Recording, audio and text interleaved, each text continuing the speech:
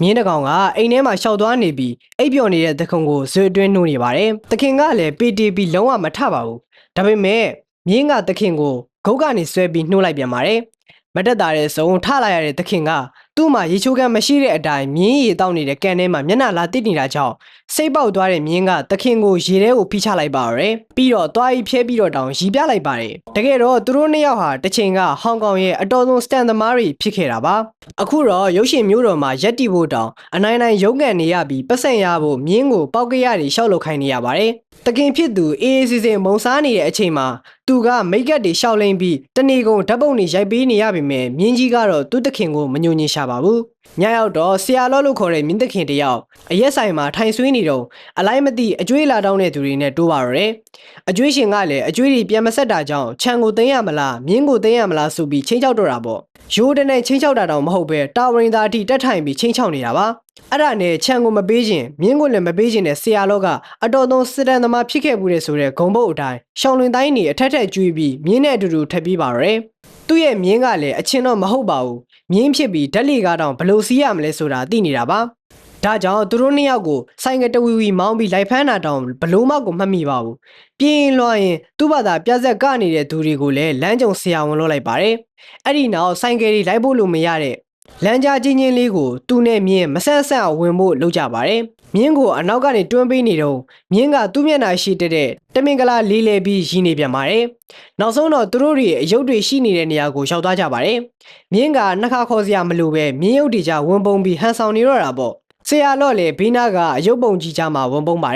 ်နှလုံးသားကြည့်ပြီးအုံနောက်ပါမလာတဲ့အကျွေးရှင်ကဂန်စတာလိုဘာလိုနဲ့အုပ်စုဖွဲ့ပြီးဆိုင်ကယ်ရီသားပတ်မောင်းနေတာပါဆရာလော့တို့နှစ်ယောက်အယုတ်ပုံနဲ့ဝင်ရှာကောင်းမှတော့မသိပါဘူးမနေ့ရောက်တော့ဆရာလော့အိမ်ကိုကရုံးတယောက်အလဲရောက်နေပါတယ်သူကမိမနဲ့ရန်ဖြစ်လာလို့သူများအိမ်မှာအလကားလာအိတ်နေတာပါသူမိမလည်းလာရှာရောမြောက်လွဲကျော်တိုင်းအနေနဲ့ခုံပြန်ကြော်လာပြီးပြေးပုံးတာအရေးတောင်မှတ်မိလိုက်ပါဘူးဆရာလော့လည်းသူတို့ကိုဂယုမဆိုင်တော့ပဲပတ်စံရှာဖို့မြင်းစီပြီးထွက်သွားတော့မယ့်အချိန်မှာအနောက်တိုင်းဝစ်စုံအပြည့်နဲ့လူနှစ်ယောက်ရောက်လာပါတယ်အဲ့ဒီလူတွေကဆရာလော့ရဲ့မြင်းကိုလေလံတင်ဖို့ဆိုပြီးလာသိမ်းတာပါတကယ်တော့ဆရာလော့ရဲ့မြင်းကိုသူ့ပတ်စံနဲ့သူဝယ်ထားတာမဟုတ်ပါဘူးလွန်ခဲ့တဲ့3နှစ်ကဆရာဝန်လို့ခေါ်တဲ့တငယ်ချင်းတယောက်စီကလက်ဆောင်ရထားတာပါအခုဆရာဝန်ရဲ့ကုမ္ပဏီက DY လို့ခေါ်တဲ့တခြားကုမ္ပဏီတွေစီကနေတရားစွဲခံထားရပြီးအမှုရှုံးသွားပါတယ်ဒါကြောင့်ဆရာဝန်ရဲ့ကုမ္ပဏီပိုင်ပစ္စည်းအားလုံးကိုတစ်ဖက်ကုမ္ပဏီကနေလာသိမ်းခွင့်ရသွားတာပါအဲ့ဒါနဲ့ပဲလက်ဆောင်ရထားတဲ့ဆရာလော့ရဲ့မြင်းကိုပါကုမ္ပဏီပိုင်ငွေတွေနဲ့ဝယ်ထားတာဆိုပြီးရောင်းအောင်လာသိမ်းတာပါဆရာလော့ကမတက်တာလို့သူမြင်းကိုခိုင်းစားနေရပေမဲ့သူသားလိုချစ်တာကြောင့်ဟိုလူတွေကိုဒေါသတကြီးမောင်းထုတ်ပြလိုက်ပါတယ်တူတူပုံနဲ့ကစားနေတဲ့လင်မယားနှစ်ယောက်ကပါဆရာလော့ဘက်ကဝန်ကူပေးပြီးတော့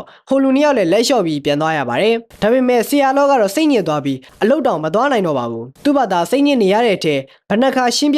ြနားမလဲတဲ့ကရုံးကြောင့်ဆရာလော့ကပို့ပြီးစိတ်တူလာရပါတယ်မြင်းကိုဆရာဝန်လက်ဆောင်ပေးထားတာမှန်ပေမဲ့ဆရာဝန်ကကုမ္ပဏီပိုင်ငွေတွေနဲ့ဝယ်ထားတာတော့လုံးဝမဟုတ်ပါဘူးသူကိုယ်ပိုင်ပတ်စံနဲ့ဝယ်ထားပေးတာပါဒါကြောင့်ဆရာဝန်ရဲ့ကုမ္ပဏီအသိမ်းခံရမခံရမြင်းကကုမ္ပဏီနဲ့ဘာမှမသက်ဆိုင်တယ်လို့လာသိမ်းစရာလည်းအကြောင်းမရှိပါဘူးဖြစ်ချင်တော့အဲ့ဒီအကြောင်းတွေကိုကုရှင်းပေးမဲ့ဆရာဝန်ကလည်းလွန်ခဲ့တဲ့တစ်နှစ်ကျော်ကတည်းကတည်သွားခဲ့တာပါကရုံးရဲ့မိန်းမကဆရာလော့ကိုရှင်းနေငါ့ဖို့အကြံပေးလိုက်ပါတယ်ဒါပေမဲ့အကျွေးတွေဝိုင်းနေတဲ့ဆရာလော့မှာရှင်းနေငါ့ဖို့နေသားထမင်းနမ်းမှန်အောင်တောင်းစားဖို့ပတ်စံမရှိနေပါဘူးဒါနဲ့ကရုံးနဲ့မိန်းမကဓာတ်ပုံတစ်ခုကိုညွှန်ပြလိုက်ပါတယ်အဲ့ဒီပုံကတော့ဆရာလော့ရဲ့သမီးပုံပါပဲရှောင်းပေါင်လို့ခေါ်တဲ့ဆရာလော့ရဲ့သမီးကအခုအချိန်ဥပဒေပညာသင်ကျောင်းမှာကောလိပ်ကျောင်းသူဆိုတော့ရှင်းနေတစ်ပိုင်းလို့ပြောလို့ရပါတယ်တကယ်ဆိုရင်ဆရာလော့ကိုသူသာကူညီခြင်းကူညီပေးလို့ရပါတယ်ဒါပေမဲ့သူနဲ့ဆရာလော့ကြားမှာတားဖခြင်းပြဿနာတချို့ရှိခဲ့ဘူးတာကြောင့်သူကပြစ်ခါပဲညှို့နှံလိုက်ပါတယ်ဆရာလော့လည်းစိတ်ထဲကျပြီးရွာကသူ့အိမ်သူပြန်သွားရတာပေါ့အဲ့ဒီအချိန်မှာဆရာလော့ရဲ့တပည့်တယောက်ကအိမ်ကိုရောက်လာပြီးရုပ်ရှင်တစ်ခုမှမြင်းကိုစတန်လုပ်ဖို့လာငှပါတယ်ဆရာလော့လည်းဝမ်းသာအားရနဲ့သူမြင်းကဘလောက်လိမ်မာကြောင်းဘလောက်တော်တယ်ဆိုတာကိုရှယ်ပလန်နဲ့အောက်ချောင်လိုက်ပါတယ်ဒါပေမဲ့သူ့တပည့်လည်းပြန်သွားရောမြင်းကဂလန်ကဆန်လောက်ပါရယ်လုံးဝလေ့ကျင့်ခိုင်းလို့မရတော့တဲ့အတွက်ဆရာလော့တယောက်မြင်းကိုတောင်းပန်ပြီးခိုင်းနေရတဲ့အထိပါပဲတစ်ဖက်မှာတော့ရှောင်းမောင်ကလည်းသူ့ဘေကိုပြစ်ခါနှင်ထုတ်ပြီးမှစိတ်မကောင်းဖြစ်နေပါတယ်သူကြီးစားကလည်းဘွေးရရဲ့လက်ထပ်ဖို့အတွက်မိဘချင်းမိတ်ဆက်ပေးဖို့လာပြောနေပါပြီအဲ့ဒီအချိန်မှာမိုးရွာထဲမှာတောင် ပင်ပင်ပန်းပန်းနဲ့အလုတ်ကြိုးစားနေတဲ့ဦးလေးကြီးတယောက်ရဲ့အဲ့ဒီဦးလေးကြီးကိုထီမှုပေးလိုက်တဲ့ကလေးမတယောက်ရဲ့ကိုတွားတွေ့ပါတယ်အဲ့ဒီသားဖရဲ့နှွေးထွေးမှုကရှောင်းမောင်ကိုသူ့အပေအကြောင်းကိုတတိယသွားစေပါတယ်တကယ်တော့ရှောင်းမောင်ရဲ့မိဘကအကြောင်းမျိုးမျိုးကြောင့်ကွာရှင်းကြတော့ရှောင်းမောင်ကသူ့အမေနဲ့လိုက်လာခဲ့ရပါတယ်ဒါပေမဲ့တိတ်မကြခင်မှာပဲသူ့အမေကယောဂကြောင့်ဆုံးပါသွားခဲ့ပါတယ်အမေရဲ့အတုပမှာဘယ်ဆွေမျိုးမှမရှိတာကြောင့်ကျောင်းသူရဲ့ရှောင်းမောင်လေးတယောက်တည်းအားငယ်နေခဲ့ရပါတယ်သူ့အဖေကလည်းအဲ့ဒီလိုအချိန်မျိုးမှတောင်နောက်ကျမှရောက်လာခဲ့တော့ရှောင်းမောင်ကနာကြီးသွားခဲ့တာပေါ့အဲ့ဒီအချိန်ကလေးကသူ့အဖေကိုမြင်တိုင်းနှင်းလွတ်ပြီးသူတယောက်တည်းဖြစ်အောင်နေပါတော့တယ်။ကျောင်းလာကကိုတောင်အချိန်မှအလုံးလုံးပြီးကိုယ်တိုင်ရှာပါတယ်။သူ့အဖေနဲ့လုံးဝအဆက်အသွယ်မလုပ်တော့ပါဘူး။ဒါပေမဲ့ပြန်စဉ်းစားကြည့်တော့သူ့မှာမိသားစုဆိုလို့သူ့ဖေတယောက်ပဲရှိတော့တာပါ။ဒါကြောင့်ရှောင်းမောင်ကသူ့ဖေကိုတစ်ခါတော့သွားတွေ့မယ်လို့ဆုံးဖြတ်လိုက်ပါတော့တယ်။သူ့ဖေကိုတွေ့မယ်ဆိုပြီးအိမ်ရှိတီရောက်လာခဲ့ပြီမဲ့ရှောင်းပေါင်တူဝင်းနေပြီးအိမ်ထဲမဝင်ပဲပြန်လက်ထွက်သွားခဲ့ပါတယ်။အဲ့ဒီနောက်အနီးနားကရေခဲမှုဆိုင်မှာထိုင်စားနေရင်မြင်းကိုခေါ်လာပြီးပောက်ကြရတွေလုံရင်ပတ်စံရှာနေရတဲ့သူ့ဖေကိုတွေ့သွားပါတော့တယ်။သူ့ဖေမမြင်အောင်ပုံပြီးကြည့်နေရင်ပတ်စံလေးနည်းနည်းရဖို့ဒီလောက်ထိအပင်ပန်းခံနေရတဲ့အဖေဖြစ်သူကိုပို့ပြီးစိတ်မကောင်းဖြစ်သွားရပါတယ်။ဒါနဲ့သူ့ဖေရဲ့အိမ်ကိုနောက်တစ်ချိန်သွားဖို့ဆုံးဖြတ်လိုက်ပါတယ်။အိမ်ပေါက်ကနေလှည့်မပြန်တော့ပဲသူ့ဖေနဲ့မျက်နှာချင်းဆိုင်သွားတွေ့ပါတယ်။မြင်းကိုစတန်လို့ဖို့လေ့ကျင့်ပေးနေတဲ့ဆရာလောကသူ့သမီးကိုတွေ့ပြီးအယံအော်သွားခဲ့ပါတယ်။ရှောင်းမောင်ကသူတခါမှမရောက်ဖူးတဲ့သူ့ဖေရဲ့တဲအိမ်တွေကိုရှောက်ပတ်ပြီးကြည့်လိုက်တော့သူ့တပ်ပုံတွေအပြည့်ချိတ်ထားတာကိုတွေ့ပြီးဟက်ထီသွားပြန်ပါတယ်။အဲ့ဒီနောက်မှာမြင်းကိုလာသိမ်းတဲ့စာချုပ်ကိုလည်းတွေ့သွားပါတယ်။သူ့ဖေနဲ့ရင်းနှီးခြင်းပေမဲ့လည်းစိတ်ကလည်းစိုးနေသေးတာကြောင့်စကားကိုကောင်းကောင်းမပြောပါဘူး။ရှင်းနေငားဖို့ဆိုရင်သူ့ဤစားကိုခေါ်ပေးမယ်ဆိုပြီးပြောလိုက်ပါတယ်။ရှောင်းမောင်ရဲ့ရီးစားကသူ့เจ้าရဲ့စီနီယာဖြစ်ပြီးတော့အခုဆိုရင်သူကရှင်းနေလုံနေပါပြီ။ဆရာလောကသူ့သမီးနဲ့ဘလောက်ပဲအဆက်အသွယ်ပြတ်နေပါစေ။သမီးလေးတယောက်တည်းရှိတော့စိတ်ပူနေမိတော့မှာပဲ။နောက်ဆုံးမှာတော့ရှောင်းမောင်ကသူ့ဖေနဲ့သူ့ရီးစားကိုနှစ်ယောက်တည်းပေးတွေ့လိုက်ပြီးသူကတော့မြင်းနဲ့ရင်းနေအောင်တွားကစားနေလိုက်ပါတယ်။သူမသိတာကတော့သူ့ဖေနဲ့သူ့ရီးစားကနှစ်ယောက်တည်းအကြည့်စစ်ပွဲတွေဖြစ်နေတယ်ဆိုတာပါပဲ။စတန်လုပ်တဲ့အခါသုံးတဲ့ဓာတ်တို့ဓာတ်ရှိတွေကိုပက်လေဝိုင်းနေပြီးသူ့ကိုလည်းရုတ်တည်ကြီးတဲ့စိုက်ကြည့်နေတဲ့ဆရာလောကိုရှောင်းမောင်ရဲ့ရီးစားကအတော်လေးကိုကြောက်နေပါပြီဒူးတွေလည်းတုံနေပြီးစကားပြောနေရင်ရေတောင်ထသီးတဲ့အထိပါပဲခဏနေတော့ရှောင်းမောင်ရောက်လာပါတယ်ခုနကလူထတတ်တော့မလို့ရုတ်တည်ကြီးလုံနေတဲ့ဆရာလောကသမီးရှိမှကြတော့ဖော်ယူရက်တဲ့ဦးလေးကြီးလိုပြုံးဖြည်းဖြည်းလုပ်ပြနေပါတယ်သူကြီးစားကပဲနိုင်ထက်စီနေပြောထားသလိုပန်းနုသွင်းနေတဲ့အဖေကြောင့်ရှောင်းမောင်ကသူကြီးစားကိုတောင်လှမ်းပြီးဟောက်လိုက်ပါသေးတယ်ဆရာလောကသူ့မြင်းเจ้าကိုစပြီးပြောပြပါတယ်လွန်ခဲ့တဲ့3နှစ်ကဆရာလောကထိတ်တန်းစတန်သမားတွေဆိုတော့ပတ်စံလည်းချမ်းသာခဲ့ပါတယ်သူကတောင်ဆရာဝန်ကိုငွေလိုတဲ့အချိန်မှာချိပေးခဲ့သေးတာပါ။ဒါကြောင့်ပဲဆရာဝန်ကကျေးဇူးတင်တဲ့အနေနဲ့သူ့ရဲ့မြင်းမကြီးကိုလက်ဆောင်ပေးဖို့လုပ်ခဲ့ပါတယ်။ဒါပေမဲ့ဆရာလောကအဲ့ဒီမြင်းမကြီးကိုမလိုချင်ပါဘူး။အဲ့ဒီအစားလောလောလတ်လတ်တားပေါက်ထားတဲ့မြင်းပေါက်လေးကိုလိုချင်ခဲ့တာပါ။အဲ့ဒီမြင်းပေါက်လေးဟာသူခိုင်းစားသမျှခံနေရတဲ့မြင်းလယ်လေးဖုန်းနေပါပဲ။တကယ်တော့ဖုန်းနီလေးဟာမွေးမွေးချင်းမှာတိတ်ပြီးချူချပါတယ်။ခြေတစ်ဖက်ကလည်းခွင်းနေပြီးအဆုပ်ကလည်းအားနေနေတော့ကြာအသက်မရှင်တော့တော့ဘူးဆိုပြီးတရိษံကိုဆရာဝန်ကတောင်ညှင်းညင်းတတတက်ပေးဖို့လုပ်နေတာပါအဲ့ဒီအချိန်မှာပဲဆရာလောကမြင်းလေးရဲ့မျက်လုံးကိုတဲ့ကြည့်ပြီးမင်းကလည်းလိုက်ခဲ့ခြင်းရင်မတက်ရအောင်ရက်ပြစမ်းဆိုပြီးပြောလိုက်ပါတယ်မြင်းလေးကလည်းသူပြောတာကိုနားလေတဲ့အတိုင်းရိုင်းနေနဲ့ထားရပြပါတယ်အဲ့ဒီအချိန်ကစပြီးဆရာလောကမြင်းလေးကိုဖိုးနီလိုနာမည်ပေးပြီးသူ့သားလေးလိုနှုတ်ဘူးတိုက်ပြီးမွေးစားခဲ့တာပါခြေတစ်ပတ်ခွင်နေတာကိုလည်းပြန်ကောင်းအောင်လေ့ကျင့်ခန်းတွေအတူတူလုပ်ပေးပါတယ်ဖိုးနီကြောင့်ကြတော့ရှောင်းပေါင်နဲ့သူကြီးစားကစိတ်မကောင်းဖြစ်သွားပြီးဖိုးနီကိုပို့ပြီးတော့တောင်းခင်နေသွားကြပါတယ်ဆရာလောစီကဖိုးနီကိုဘယ်သူမှယူမသွားနိုင်အောင်လို့အစွမ်းကိုကူညီမယ်ဆိုပြီးသူတို့နှစ်ယောက်လုံးဆုံးဖြတ်လိုက်ကြပါတော့တယ်နောက်တစ်ရက်မှာတော့ရှောင်းမောင်ကသူ့ဖေရဲ့စတန်ရိုက်ကွင်းကိုလာကြည့်ပါတယ်ဆရာလော့လည်းသူ့သမီးလာလို့အတက်သွားတာပေါ့ဒါပေမဲ့အဲ့ဒီနေ့မှာဖိုးနီကစကားလုံးဝနားမထောင်ပဲစတန်ကိုမလှုပ်ချင်ဘူးဖြစ်နေပါတယ်သူကမြင်းနေရဲ့တဘာဝအတိုင်းလူတွေအများကြီးကိုမြင်ပြီးကြောက်နေတဲ့ပုံပါပဲနောက်တော့ဒါရိုက်တာကဆရာလော့တို့ကိုမလုံနိုင်တော့ရင်လည်းသွားတော့ဆိုပြီးထွက်သွားခိုင်းပါတယ်သူသမီးရှိမှဒီလိုရှက်ကွဲသွားရတဲ့ဆရာလော့လည်းစိတ်တက်ကြသွားခဲ့ပါတယ်သူတကယ်စိတ်တက်ကြနေတာကိုမြင်နေတဲ့အချိန်မှာတော့ဖိုးနီကလည်းစိတ်မကောင်းဖြစ်သွားပါတော့တယ်သူကသူ့နေရာကိုအစားထိုးဖို့လုပ်နေတဲ့တခြားမြင်းကိုသွားစီရင်ရှင်းလိုက်ပြီးစတိုင်ပြက်ကွက်ကိုနောက်တစ်ချိန်ထပ်ကြိုးစားကြည့်တဲ့ပုံလုပ်ပြပါတယ်ရှောင်းမောင်ကလည်းဖိုးနီကိုရောသူ့အဖေကိုရောထပ်ကြိုးစားကြည့်ဖို့အားပေးလိုက်ပါတယ်ဒီတစ်ချိန်မှာတော့ဖိုးနီကစတိုင်ပြက်ကွက်ကိုလှလှပပလုပ်ပြနိုင်ခဲ့ပါတယ်ဇညင်းထဲမှာမပါရာတွေတောင်ထည့်ပြီးတရုပ်ဖော်သွားလို့အားလုံးကအံ့ဩသွားခဲ့ရတာပါအဲ့ဒီအချိန်မှာဒါရိုက်တာလည်းဖိုးနီနဲ့ဆရာလော့ရဲ့အစွမ်းကိုသိပြီးသူတို့အကြောင်းကိုစုံစမ်းခိုင်းလိုက်ပါတော့တယ်အဲ့ဒီအချိန်ကစပြီးဆရာလော့လည်းစတန်လောကမှာပြန်ပြီးအောင်မြင်လာပါတော့တယ်သူကဖိုးနီနဲ့အတူတူစတန်ရုပ်ရှင်တွေမနာတဲ့ပြန်ရိုက်လာရပြီးသူသမီးကလည်းသူ့ရိုက်ကွင်းဒီမှာလာကူပေးပါတယ်သူကဆရာလော့နားမလဲတဲ့စာချုပ်ကိစ္စကိုပါတေချာရှင်းပြပြီးမန်နေဂျာသဘောမျိုးနဲ့တောင်းလိုက်ပြီးစီမံပေးနေတာပါအဖေဖြစ်သူနဲ့အတူတူရိုက်ကွင်းတွေလိုက်နေရမှာပဲစတန်သမားတွေရဲ့ဘဝကဘလောက်တောင်ခက်ခဲပြီးပင်ပန်းနေဆိုတာကိုရှောင်းပေါတယောက်နားလည်သွားခဲ့ပါတယ် ပါတယ်တစ်ဖက်မှာတော့ဆရာလောကရုပ်ရှင်တွေမနာရင်ရိုက်နေရပြီမဲ့သူသမီးကိုမျက်စိတင်ပေးဖို့နဲ့သူ့တမက်လောင်းကိုကွန်ဖူးတင်ပေးဖို့တော့အချိန်ဖယ်ထားနိုင်သေးတော့မှာပဲဟိုရိုက်ကွင်းမှာတော့ကဖုန်းနီအစွမ်းကိုမြင်သွားရတဲ့ဒါရိုက်တာကတော့လက်ဆက်သက်တော့မြင်းယူဖြစ်နေပါတယ်သူကဆရာလောစီကဖုန်းနီကိုပြန်ဝဲဖို့ကြိုးစားခဲ့ပေမဲ့ဆရာလောကလည်းလုံးဝမရောက်နာကြောင်းဆရာလောနဲ့အမှုဖြစ်နေတဲ့ D1 ကုမ္ပဏီကိုဆက်သွယ်ပြီးပူးပေါင်းလိုက်ပါတော့တယ်ဆရာလောအင်ကို D1 ကုမ္ပဏီကလူနှစ်ယောက်ဖုန်းနီကိုလေလံတင်ဖို့ဆိုပြီးထည့်ရောက်လာပြန်ပါတယ်ဒီချိန်မှာလည်းဖုန်းနီနဲ့ရှောင်းပေါင်ပညာဝိုင်းပေးလိုက်တာကြောင့်ဟိုလူနှစ်ယောက်ပြေးသွားပြန်ပါတယ်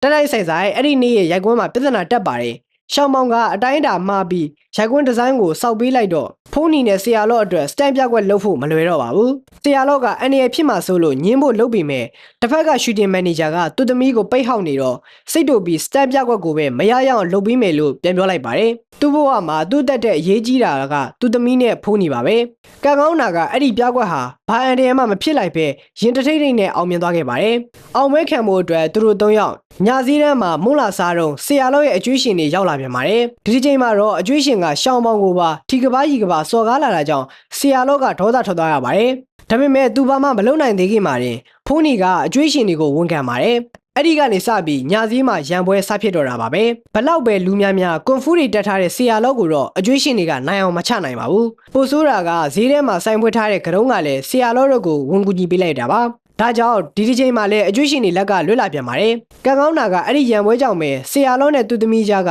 ဖိုးထစ်တွေအကုန်ပြောက်သွားပြီးတားဖားနှစ်ယောက်ပို့ပြီးရင်းနှီးသွားခဲ့ပါတယ်တရက်မှာတော့ကရုံးရဲ့မိန်းမကစတန်တစ်ခုလုံရင်မတော်တဆဖြစ်ပြီးစေးုံတက်လိုက်ရပါတယ်စတန်သမားတွေရဲ့ဘဝဆိုတာကအစကတည်းကအဲ့ဒီလိုမျိုးအသက်ကိုဖတ်နဲ့ထုတ်ထားရတာမျိုးပါပဲရှောင်းပေါင်ရဲ့အမေကလည်းအမြဲတမ်းစိတ်ပူနေရတာမကြိုက်လို့ပဲဆရာလော့နဲ့ကာရှင်းခဲ့တာပါပိုဆိုးတာကအဲ့ဒီနောက်ပိုင်းမှာစတက်နေလောက်ရလွန်းလို့ဖုန်းနီမှာလည်းဒဏ်ရာတွေအပြည့်ပါပဲဒါကြောင့်ရှောင်းမောင်ကအသက်ကြီးနေတဲ့သူ့အဖေရောဖုန်းနီကိုရောအနေအများတဲ့စတက်အလုပ်တွေကိုမလုပ်စေချင်တော့ပါဘူးတညမှာတော့ရှောင်းမောင်နဲ့သူ့ကြီးစားကမိဘချင်းချင်းမိတ်ဆက်ပေးတဲ့မိတ်ဆုံစားပွဲလုပ်ကြပါတယ်အဲ့ဒီပွဲမှာဆရာလော့ကပောက်ကရတွေလုံနေတော့တစ်ဖက်ကမိဘတွေအထင်သေးနေမှာကိုတီးတဲ့ရှောင်းမောင်ကသူ့အဖေကိုဟတ်တီအောင်စကားဝင်ပြောပါတော့တယ်သူ့အဖေကပောက်ကရတွေရှောက်လုံနေပြီးလူထူးဆန်းဖြစ်နေပေမဲ့တကယ်ကတော့စိတ်ထားကောင်းတဲ့သူတယောက်လို့ပြောပြလိုက်ပါတယ်။နောက်ပြီးသူ့အဖေကဘလို့လီကြီးပဲဖြစ်နေပါစေသူ့အဖေပါပဲဆိုပြီးပြောလိုက်ပါတယ်။ဆရာလော့ကတော့တီးတတ်တဲ့သမီးလေးကြောင့်ပီတိဖြစ်ပြီးမျက်ရည်တောင်လဲသွားရတာပေါ့။ဒါပေမဲ့2မိနစ်လောက်ကြာတဲ့အချိန်မှာသူတို့နှစ်ယောက်ရန်ထားဖြစ်လိမ့်မယ်လို့ဘယ်သူမှမထင်ခဲ့ကြပါဘူး။ရှောင်းမောင်ကဖုန်းနီကိုအနေအများတဲ့စတက်နေမလုတ်ခိုင်းတော့ဘူးပြောတဲ့အချိန်မှာခေါင်းမာပြီးလက်မခံတဲ့ဆရာလော့ကြောင့်တားဖားနှစ်ယောက်အကြီးကျယ်စကားများခဲ့ရပါတယ်။ဒါပေမဲ့လည်းနောက်ရက်မှာတော့ဆရာလော့တယောက်နောင်တရသွားခဲ့ပါတယ်။ဒီတစ်ခါရက်ကွန်းသွားပြီးရင်သူသမီးပြောသလိုနောက်ထပ်ရဲ့အနေများတဲ့စတက်နေဆက်မလုပ်တော့ဘူးလို့ဆုံးဖြတ်လိုက်တော့တာပါစိတ်မကောင်းစရာကအဲ့ဒီရိုက်ကွန်းမှာပဲမတော်တဆဖြစ်သွားခဲ့ပါတယ်အရင်ကစတက်နေဇက်တိုက်လုံးနေရတဲ့ဒဏ်ကြောင့်ဖုန်းနီရဲ့မတန်တဲ့ခြေထောက်ကပြန်လာတာကြောင့်ဆရာလော့တယောက်ဖုန်းနီဘော်ကပြုတ်ကျပြီးသတိမေ့သွားခဲ့တာပါဒါတောင်ဖုန်းနီကခြေထောက်နာနေတဲ့ဂျားကနေဆရာလော့ကိုတခြားမြင်းတွေတက်မနှင်းမိအောင်ကာကွယ်ပေးခဲ့ပါတယ်ဆရာလော့ဆေးရုံတက်နေတော့လိုတဲ့ပစ္စည်းတွေလာရှာတဲ့အချိန်စတစ်တစ်ခုကိုရှောင်းပေါင်းတွေ့သွားခဲ့ပါတယ်စတစ်ကိုဖွင့်ကြည့်လိုက်တဲ့အခါမှာတော့ငငယ်တုန်းကသူ့ဖေသူ့ကိုလာတွေ့တုန်းကဗီဒီယိုမှတ်တမ်းတွေဖြစ်နေခဲ့တာပါတယ်တကယ်တော့ဆရာလော့ကသူ့ဇနီးနဲ့သမီးကိုတတိယတိုင်းဗီဒီယိုကိုကြည့်ပြီးအလန့်ဖြစ်ခဲ့ရတာပါကတုံးကလည်းဆရာလော့ကရှောင်းပေါင်းကိုဘယ်လောက်ချစ်လဲဆိုတာကိုလာပြီးပြောပြပါတယ်ရှောင်းပေါင်းကသူ့ဖေကိုဆက်ပြီးစိတ်မဆိုးနိုင်တော့ပါဘူးဆေးရုံကရင်ဘော်ကအဖေဖြစ်သူကိုကြည့်ပြီးဝမ်းနဲ့ပလက်ငိုမိပါတော့တယ်ရှောင်းပေါင်းရဲ့စီစဉ်တာကိုနားလည်သွားတဲ့ဆရာလော့ကလည်းဒီချိန်မှာတော့ခေါင်းမမာတော့ပဲစတက်နေထပ်မလုပ်တော့ဘူးလို့ကတိပေးလိုက်ပါတယ်။တညမှာတော့သူတို့သားဖ2ယောက်နဲ့ဖုန်းနီတို့အရင်ကဆရာလောက်လုပ်ခဲ့ဘူးတဲ့စတက်နေနဲ့ကြုံခဲ့ဘူးတဲ့ရိုက်ကွင်းမတော်တဆဗီဒီယိုတွေကိုအမတ်တရအနေနဲ့ပြန်ကြည့်နေကြပါတယ်။အဲ့ဒီချိန်မှာစတန်သမားတွေရဲ့ပင်ပန်းခက်ခဲမှုတွေကအကုန်လုံးမငုံမိပဲမနေနိုင်တော့ပါဘူး။ဆရာလော့ကလွန်ခဲ့တဲ့8နှစ်ကရဟတ်ဘော်ကနေဟယ်လီကော်ပတာပေါ်လှမ်းခုန်တဲ့စတန်ပြကွက်မှာအမားရင်းဖြစ်သွားလို့တနေ့လောက်ကိုမဝင်ပြီးစီးပွားပြတ်သွားရတဲ့အကြောင်းတွေရဲ့အဲ့ဒီအကြောင်းကြောင့်ပဲရှောင်းမောက်အမိကိုကွာရှင်းလိုက်ရတဲ့အကြောင်းတွေကိုအခုမှသမီးဖြစ်သူစီရင်ဖွင့်ပါတယ်အဲ့ဒီညမှာအကျွေးရှင်တွေကဖုန်းနီကိုလာခိုးဖို့ပြင်ကြပါတယ်ဒါပေမဲ့ဆရာလော့နဲ့ဖုန်းနီရဲ့ကွန်ဖူတိုင်းခွက်တွေကြောင့်သူတို့ကြည့်ပဲလှိမ့်နေအောင်ခံနေရတာပ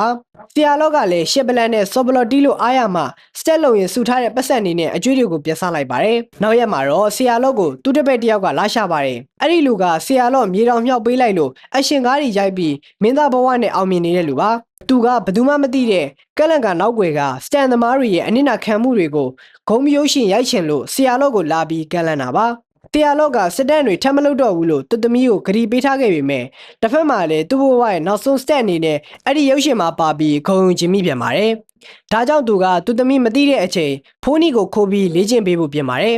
တိုက်တိုက်ဆိုင်ဆိုင်ပဲသူသမီးတို့ကလည်းအဲ့ဒီအချိန်မှာအမှုနဲ့ပတ်သက်ပြီးနိုင်နိုင်ကြီးရှိတဲ့တက်တွေကိုရှာတွေ့ပြီလို့ဝမ်းသာအားရလာပြောကြပါတယ်သူ့ပေစတန်ပြန်လုပ်တော့မယ်ဆိုတာကိုတည်သွားတဲ့ရှောင်းပေါင်ဒီတစ်ခေါက်မှာတော့အကြီးအကျယ်ကိုစိတ်ဆိုးသွားပါတော့တယ်နောက်ရက်မှာတော့ဆရာလုံးနဲ့ဖိုးနီတို့သူတို့ဘဝရဲ့နောက်ဆုံးစတန်ကိုလုပ်ဖို့ရိုက်ကွန်းကိုတွားခဲ့ကြပါတယ်အဲ့ဒီရုပ်ရှင်ကိုရိုက်ပြီးအောင်မြင်သွားရင်သူတို့ဘဝကကောင်းစားသွားတော့မှာပါဒါပေမဲ့စတန်ပြောက်ကမလောက်ခင်မှာတင်ဆရာလောကအတီတရားရပြီးနောင်တရသွားပါတော့တယ်တကယ်တော့ဖိုးနီဟာစတန်သမားမဟုတ်ပဲတာမန်မြင်းလေးတစ်ကောင်ပါငယ်ကလေးကသူ့သားလိုနှုတ်ဘူးတိုက်ပြီးမွေးလိုက်ရတဲ့မြင်းလိမ်မာလေးပါငကိုကလေးကခြေထောက်မတန်တာကြောင့်သူကဒီလိုအနေအများတဲ့စတန်တွေကိုလည်းဘယ်တော့မှမလိုချင်ခဲ့ပါဘူးဆရာလောနောင်တရပြီးနောက်ဆုံးစတန်ကိုမလုပ်တော့ပဲရက်တိုင်ပြစ်လိုက်ပါတယ်ကွန်ဖူစတန်သမားရဲ့ဘဝကိုသူကိုယ်ယူမိပေမဲ့သူ့ကုံထက်အရေးကြီးတာကသူချစ်ရတဲ့တငယ်ချင်းမိတ်ဆွေမိသားစုကိုကာကွယ်ဖို့ပါပဲဒီလိုနဲ့သူကအနေအများတာတွေကိုစက်မလုပ်တော့ပဲရှောင်းပေါင်ရဲ့ဖုန်းနီရဲ့နဲ့အတူတူငြိမ်ငြိမ်ချမ်းချမ်းနေတော့ဖို့ပဲဆုံးဖြတ်လိုက်ပါတော့တယ်ဒါပေမဲ့သူ့ရဲ့ကန်ဆိုးမှုကမကုန်သေးပါဘူးတရားရင်ဆိုင်တဲ့အချိန်မှာအမှုကရှုံးသွားပြီးဖုန်းနီကိုထာဝရဆုံးရှုံးလိုက်ရပါတော့တယ်ဖုန်းနီကိုတခင်အစ်စ်စီမှာထားခဲ့ဖို့လုပ်တော့ဖုန်းနီကရုံးထွက်လာပြီးသူတို့ကားနာကိုပြေးလိုက်လာပါတယ်ရှင်ဘတ်တွေတဲ့ခဏခဏလဲကြတာတောင်မရမကပြန်ထပြီးပြေးလိုက်နေတာကြောင့်ဆရာလော့လည်းစက်မကြည့်နိုင်တော့ပဲစကားလုံးမာမာတွေနဲ့ဖုန်းနီကိုဆက်မလိုက်တော့ဖို့ပြောလိုက်ပါတယ်ဖုန်းနီကစိတ်မကောင်းဖြစ်သွားပြီးဆက်မလိုက်တော့သလိုဆရာလော့လည်းဝမ်းမန်တလဲနဲ့အိမ်ပြန်လာခဲ့ရပါတယ်ဖုန်းနီကိုလွမ်းတဲ့အချိန်တိုင်းအရင်ကနှစ်ယောက်သားအတူတူစတက်နေလောက်ခဲ့မှုတဲ့ဗီဒီယိုတွေကိုပဲကြည့်ပြီးဖြစ်သိမ်းခဲ့ရပါတယ်အဖေဖြစ်သူရဲ့မှိုင်တွင်နေတဲ့ပုံကိုမကြည့်ရတော့တဲ့ရှောင်းမောင်ကဖုန်းနီရဲ့တကင်သစ်စီကိုတွားတွေ့ဖို့ဆုံးဖြတ်လိုက်ပါတော့တယ်နောက်ရက်မနေ့မှာတော့မြင်းနှကောင်ကအိမ်ထဲကိုရှောက်သွားနေပြီးအိပ်ပျော်နေတဲ့သခင်ကိုဇစ်အတင်းနှိုးနေပါတယ်ဆရာလော့ကဖုန်းနီကိုပြန်တွေ့သွားတဲ့အချိန်မှာတော့ဟန်တော်မဆောင်နိုင်တော့အောင်ပျော်ရွှင်သွားပါတော့တယ်တကယ်တော့ဖုန်းနီကလည်းဆရာလော့စီကိုပြန်မဖို့မချင်းအစာငတ်ခံပြီးဆန္ဒပြနေခဲ့တာပါသူတို့နှစ်ဦးလုံးဟာအမျိုးနွယ်မတူကြပေမဲ့တဦးပေါ်တဦးတကယ်မိသားစုဝင်တွေလိုတစ္ဆာရှိရှိနဲ့တန်ရောစင်တင်နေကြတာပါဒီစကားလေးရဲ့နောက်ဆုံးမှာတော့ဆရာလော့ရဲ့ဖုန်းနီရဲ့ရှောင်းပေါင်ရဲ့၃ယောက်အတူတူမခွဲတဲ့နေနိုင်သွားပါတော့တယ်